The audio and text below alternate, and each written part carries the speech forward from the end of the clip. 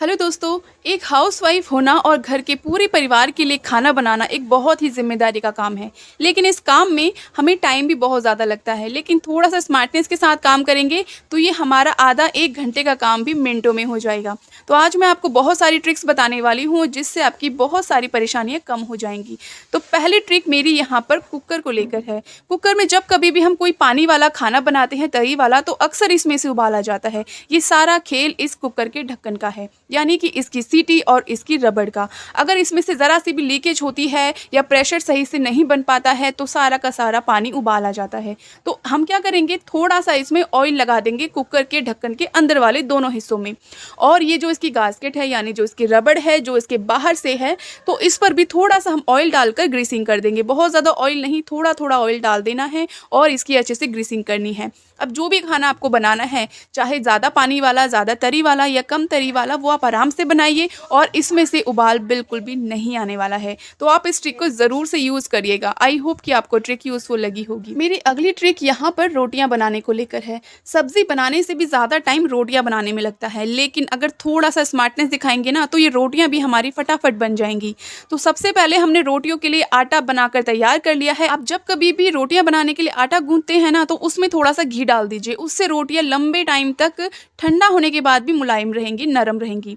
तो चलिए अब शुरू करते हैं। सबसे पहले मैंने गैस को ऑन कर लिया है और ये जो हमारा बेलन है, इसका सबसे बड़ा इंपॉर्टेंट काम है रोटियां बनाने में। तो हम इसको गैस के ऊपर थोड़ा सा सेक लेते हैं। ऐसा करने से जो बेलन में नमी है, जिससे रोटियां फटाफट चिपकती रहती हैं इस पर, वो बिल्कुल नहीं चिपकेंगी। और लकड़ी का बेलन है तो इसमें लकड़ी के रेशे भी निकलते हैं, तो ऐसा करने से वो रेशे भी खत्म हो जाएंगी। तो गैस को मैंने बंद कर लिया है। अब देखिए हमारे इस बेलन में बिल्कुल कोई भी नमी नहीं है, क्योंकि आटा गूंथते हैं ना पानी से, तो आटे में तो नमी रहती है और बेलन में भी नमी रहेगी तो ज़्यादा रोटियां चिपकेंगी। तो अब सबसे पहले हम क्या करेंगे, रोटियां बनाने से पहले हम लोइयां बना लेंगे। 4, 5, 6, 7 जैसे भी आपको सही लगे, फटाफट से आप इसकी लोइयां बना लीजिए। इससे ना रोटियां फटाफट भी बन जाती हैं और लोइयां बनाने में हमें ज़्यादा टाइम भी नहीं लगता। तो मैंने यहाँ पर ये सारी इसकी लोइयां बना ली हैं। आप भी ऐसा ही कीजिएगा। जब कभी भी रोटियां बनानी हो ना, तो 5, 6, 7 लोइयां बनाकर रख लीजिए, तो हमें ना थोड़ा टाइम बच जाता है। इसके बाद आपको बहुत ज़रूरी काम करना है। हम क्या करते हैं, आमतौर पर लोइयां बनाते हैं और सूखे आटे में डिप कर देते हैं, जिससे कि आटे में नमी आ जाती है, क्योंकि आटा गीला है। अब इसी आटे को हम वापस से आटे के डब्बे में डाल देते हैं, जिसमें उस डब्बे में भी नमी आ जाती है और आटे के अंदर कीड़े पड़ने की संभावना सबसे ज़्यादा हो जाती है। आपने देखा होगा बहुत से लोगों के आटे में ना कीड़े पड़ जाते हैं। वो इसी वजह से पड़ते हैं कि हम जो सूखे आटे में बार बार लोई डिप करते हैं और उसमें कीड़े पड़ जाते हैं। मैं आपको यहाँ पे एक तरीका बता रही हूँ इससे बचने का। आप क्या कीजिए, आप एक डब्बा ले लीजिए। ऐसा डब्बा भी आपके पास हो तो इसका भी यूज़ कर सकते हैं, और अगर इसकी जगह पे छोटी डिब्बी आपके पास हो, किसी भी चीज़ की हो, किसी भी सामान की हो, वो भी चल जाएगी। तो जैसे छोटी डब्बी है, इसका भी आप यूज़ कर सकते हैं। बस ध्यान रखिएगा ढक्कन ऊपर का थोड़ा सा पतला होना चाहिए। तो मैं इस डब्बे का यूज़ करने वाली हूँ, क्योंकि इसके ऊपर का ये ढक्कन ना पतला है, मतलब कि छोटा है, तो इसका यूज़ करना बिल्कुल सही रहेगा। अब मैं यहाँ पे गैस को ऑन कर लेती हूँ। आप इस तरीके को बिल्कुल ध्यान से देखिएगा, ये आपकी रोज़ की परेशानी को ना बिल्कुल खत्म कर देगा और आपकी रोज़ की झंझट भी बिल्कुल हमेशा के लिए खत्म हो जाएगी। तो यहाँ पर मैंने इस टेस्टर की मदद से यहाँ पे एक छेद कर लिया है, थोड़ा सा बड़ा ही किया है ताकि आटा आराम से निकल जाएगा। अब इस डब्बे के अंदर आटा भर देंगे। अब चलिए फटाफट से रोटियां बनाना शुरू कर देते हैं। तो मैंने यहाँ पे गैस को ऑन कर लिया है और मीडियम फ्लेम पे गैस को रख दिया है। अब हमारा तवा बहुत ज़्यादा हाई गर्म नहीं होना चाहिए। बेलन को फिर से एक बार रोटियां बनाने से पहले मैं एक बार सेक लेती हूँ, ताकि इसमें जो भी थोड़ी बहुत नमी आई होगी तो वो भी नहीं रहेगी। अब यहाँ पे लोइयां बनाने का बिल्कुल मेरे को टेंशन नहीं है, तो लोइयां बिल्कुल रेडी हैं। फटाफट से अब रोटियां बनाना शुरू करते हैं। तो यहाँ पर हमारा तवा भी अच्छे से गर्म हो गया है। अब जो डब्बे में हमने सूखा आटा रखा था, आटा बहुत ज़्यादा फैलेगा भी नहीं और ये बहुत अच्छा तरीका है, इसका आप ज़रूर से यूज़ करिएगा। इससे आटे में कीड़े भी नहीं पड़ेंगे, क्योंकि ये आटा बिल्कुल सेपरेट रहेगा, जल्दी से सूखे आटे के टच में नहीं आएगा और इसमें बिल्कुल नमी भी नहीं आएगी और आप इसका दोबारा से यूज़ कर सकते हैं। जैसा कि आप देख सकते हैं, मैंने यहाँ पर बेलन को थोड़ा सा सेक लिया था, जिसकी वजह से मुझे बार बार इसमें सूखा आटा लगाने की ज़रूरत नहीं पड़ी है। तो और रोटी भी अच्छे से हमारी बिल गई है। अब यहाँ पर हमने रोटी को तवे पे रख दिया है। गैस की फ्लेम को कम ज़्यादा अपने हिसाब से कर लीजिएगा। अगर आपकी रोटी बनाने की स्पीड अच्छी है तो गैस को मीडियम रखिएगा, और रोटियां बनाने की स्पीड अगर कम है तो गैस को कभी लो कभी मीडियम आप रख सकते हैं। तो यहाँ पर मैंने दूसरी रोटी पर भी आटा लगा दिया है। इससे ना ऐसा करने से होता ये है कि एक तो बहुत ज़्यादा आटा स्लैब पर नहीं फैलता है, गैस पर नहीं फैलता है, बहुत ज़्यादा गंदगी नहीं फैलती है। वरना ज़्यादा आटा फैलता है ना, तो आपने देखा होगा कॉकरोच, चींटियाँ आने की ना संभावना ज़्यादा रहती है।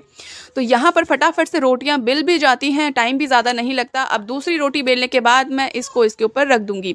इससे मेरी 2 3 4 रोटियां इकट्ठी तैयार हो जाएंगी। तो जैसे कि मैंने फिर से यहाँ पर थोड़ा सा सूखा आटा डाल दिया है। बार बार मेरे को सूखे आटे में ना डिप करने की लोई की ज़रूरत नहीं है और आराम से मेरी रोटियां एक ही बार में मैं बेल रही हूँ, मतलब दोबारा बार बार आटा लगाने की ज़रूरत नहीं है। तो इसी तरीके से मैंने अपनी सारी रोटियां तैयार कर ली हैं। ऐसा करने से ना रोटियां ना एक साथ काफ़ी सारी बन जाती है, मतलब कि फैमिली मेंबर को वेट नहीं करना पड़ता अगली रोटी के लिए और आप इकट्ठे एक साथ 4 5 6 रोटियां दे सकते हैं। अगर आपको ये ज़्यादा लगती हैं तो आप 2 या 3 रोटियां बनाकर भी इस तरीके से दे सकते हैं। तो सर्व करने में आसानी भी रहती है और थोड़ी रोटियां ज़्यादा बन जाती हैं और टाइम भी कम लगता है। और इस तरीके से करने से आप देख सकते हैं कि स्लैब पर, गैस पर बिल्कुल भी फालतू आटा नहीं फैला है, हमारा काम भी नहीं बढ़ा है और रोटियां भी फटाफट बन गई हैं। तो है ना कमाल की ट्रिक। अब इस तरीके से एक एक करके हम सबसे नीचे वाली रोटी को निकालेंगे और इसको सेकते जाएंगे। इस तरीके का यूज़ करने से एक तो काफ़ी सारी रोटियां एक साथ बन जाती हैं और इनको बनने में भी काफ़ी कम टाइम लगता है और हमारा काम भी काफ़ी हद तक आसान हो जाता है। मतलब कि जिन रोटियों को बनाने में हमें आधा घंटा लग जाता है, सारी रोटियां बनाने में या 20 मिनट लग जाते हैं, उन रोटियों को बनाने में हमें बहुत ही कम टाइम लगता है और काफ़ी सारी रोटियां एक साथ बन जाती है और साथ ही साथ इससे गैस की भी बचत होती है, जो कि आज के टाइम पर बहुत ज़्यादा महंगी हो गई है। तो कमाल की है ना ये ट्रिक। आई होप कि आपको ये रोटी बनाने का तरीका बहुत पसंद आया होगा। इसके ज़रिए आपकी काफ़ी सारी रोटियां एक साथ बन सकती हैं, कम टाइम में बन सकती हैं, जल्दी बन सकती हैं और गंदगी भी बिल्कुल नहीं फैलेगी। और ख़ास तौर पे आप जो ये सूखा आटा बार बार लोई में डिप करके लगाते हैं, वो भी आपको बार बार नहीं करना पड़ेगा। तो आप देख सकते हैं बिल्कुल स्लैब साफ़ है और कोई भी इसमें गंदगी नहीं फैली है। तो यहाँ पर मेरी रोटियाँ बिल्कुल बनकर तैयार हो गई हैं। तो फटाफट से अगर आपको भी ट्रिक पसंद आई हो तो इसको फॉलो ज़रूर कीजिएगा और सूखा आटा रखने के लिए इस तरीके की कोई डिब्बी ले लीजिए जिसमें आप सूखा आटा रख सके, ताकि आपके आटे में कीड़े भी ना पड़े और आपको ये सूखे आटे में बार बार लोई डिप भी ना करनी पड़े। तो आई होप कि आपको ये वाली ट्रिक भी बहुत पसंद आई होगी। तो दोस्तों ये एक ऐसा तरीका था जिसकी मदद से आपके घंटों का काम भी मिनटों में हो सकता है और ये चीज़ें हमारे आसपास ही होती हैं, लेकिन इनको यूज़ करने का सही तरीका हमें नहीं पता होता। तो आई होप कि आपको ये ट्रिक पसंद आई होगी। वीडियो अच्छी लगी हो तो ज़रूर से लाइक कीजिएगा, चैनल को ज़रूर सब्सक्राइब कीजिएगा। Bye bye.